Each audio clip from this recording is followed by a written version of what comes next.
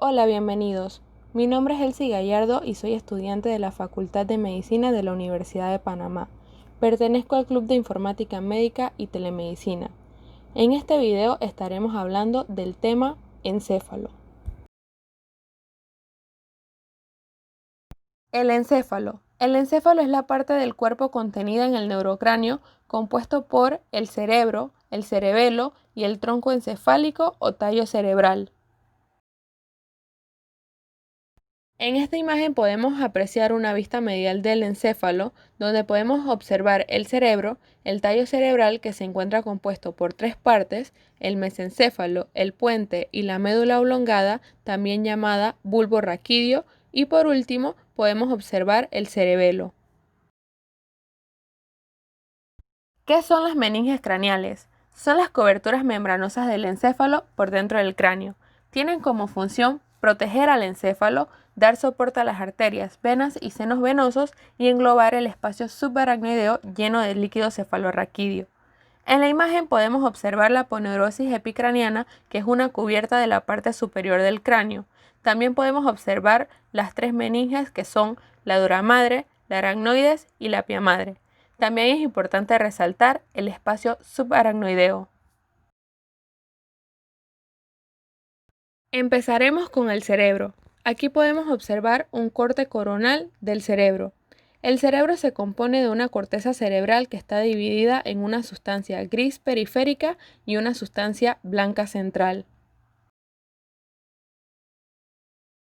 El cerebro está compuesto por dos hemisferios cerebrales, el hemisferio cerebral derecho y el hemisferio cerebral izquierdo. Ambos hemisferios se encuentran delimitados por la fisura longitudinal del cerebro. Cada hemisferio cerebral se va a dividir en cuatro lóbulos: el lóbulo frontal, el lóbulo temporal, el lóbulo parietal y el lóbulo occipital.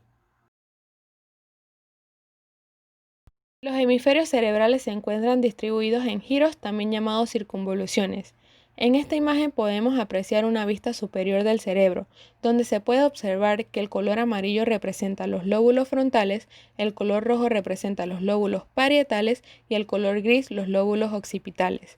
En esta vista cabe destacar la fisura longitudinal que delimita ambos hemisferios cerebrales, y también es importante resaltar el surco central o de Rolando que separa los lóbulos frontales de los lóbulos parietales.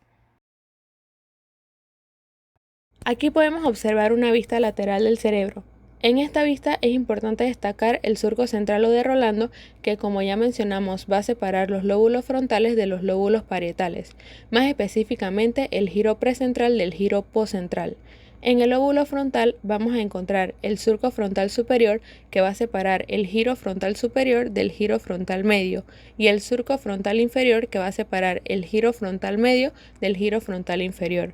En el lóbulo temporal vamos a encontrar dos surcos: el surco temporal superior, que va a separar el giro temporal superior del giro temporal medio, y el surco temporal inferior, que va a separar el giro temporal medio del giro temporal inferior. También es importante mencionar el surco lateral o de Silvio, que va a separar los lóbulos parietales del lóbulo temporal, y en su parte más inferior va a separar los lóbulos frontales del lóbulo temporal.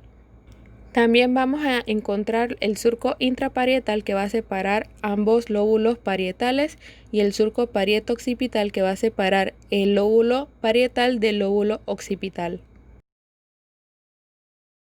Pasaremos a ver una vista medial del cerebro. En esta vista podemos observar una continuación del giro frontal medio y del surco central o de Rolando.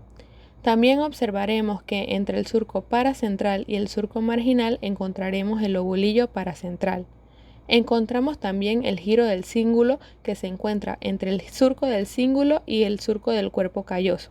Encontramos también el cuerpo calloso, un septo pelúcido y el giro subcalloso. Encontramos la cuña, que se encuentra entre el surco parieto-occipital y el surco calcarino, y también contamos con una precuña.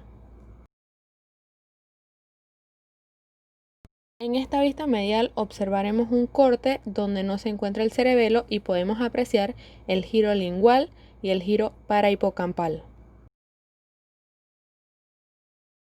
Veamos una disección de la vista medial de la cabeza y el cuello.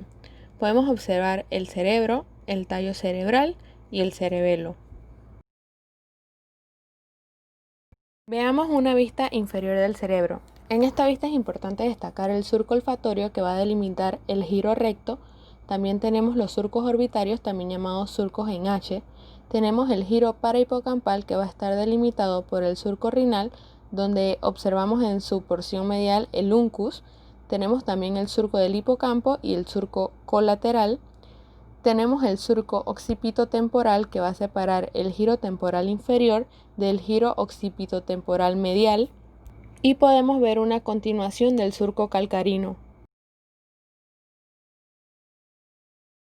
¿Qué hace el cerebelo? El cerebelo procesa información proveniente de otras áreas del cerebro, de la médula espinal y de los receptores sensoriales con el fin de indicar el tiempo exacto para realizar movimientos coordinados y suaves del sistema muscular esquelético. Básicamente se encarga del equilibrio. El cerebelo está constituido por los hemisferios cerebelosos laterales y el vermis en su porción medial. Está localizado bajo el tentorio del cerebelo en la fosa craneal posterior, posterior al puente y a la médula oblongada. Aquí podemos observar una vista de la cara superior del cerebelo, donde podemos observar el vermis superior. Vamos a ver una vista de la cara inferior del cerebelo. Vamos a ver que el cerebelo cuenta con 3 lóbulos, el lóbulo anterior, el lóbulo flóculo-nodular y el lóbulo posterior, y también podemos observar el vermis inferior. Ahora veremos el tallo cerebral, que es la última parte que mencionaremos del encéfalo. El tallo cerebral es también llamado tronco encefálico. En él se encuentran muchos núcleos, tanto de los llamados nervios craneales como de los tractos que ascienden y descienden para llevar o recibir información motora o sensorial respectivamente. El tallo cerebral se encuentra dividido en el mesencéfalo, que es la porción rostral del tallo cerebral. Tenemos también el puente, que es la parte del tallo entre el mesencéfalo y la médula oblongada. Y por último tenemos la médula oblongada, que es también llamada bulbo raquídeo, que es la porción más caudal del tronco del encéfalo. Aquí observamos una vista posterolateral del tallo cerebral. Aquí destacaremos la glándula pineal, los colículos superiores y los colículos inferiores, y también vemos el origen aparente de varios de los pares craneales. Aquí veremos una vista anterior del tallo cerebral.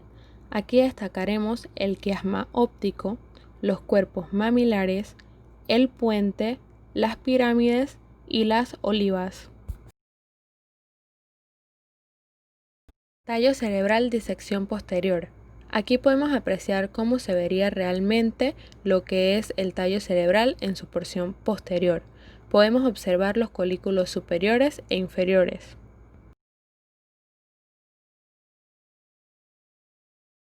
El polígono de Willis.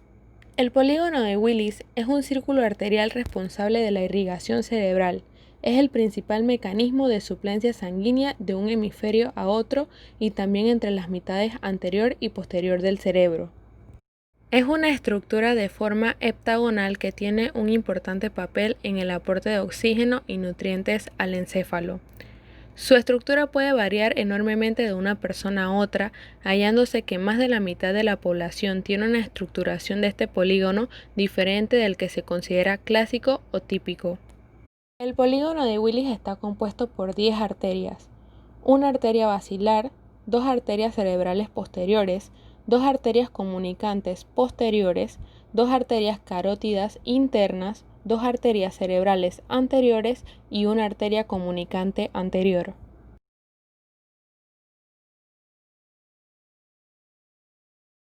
Observaremos el polígono de Willis en una disección. Podemos observar la arteria basilar, la arteria cerebral posterior, la arteria comunicante posterior, las arterias carótidas internas y las arterias cerebrales anteriores.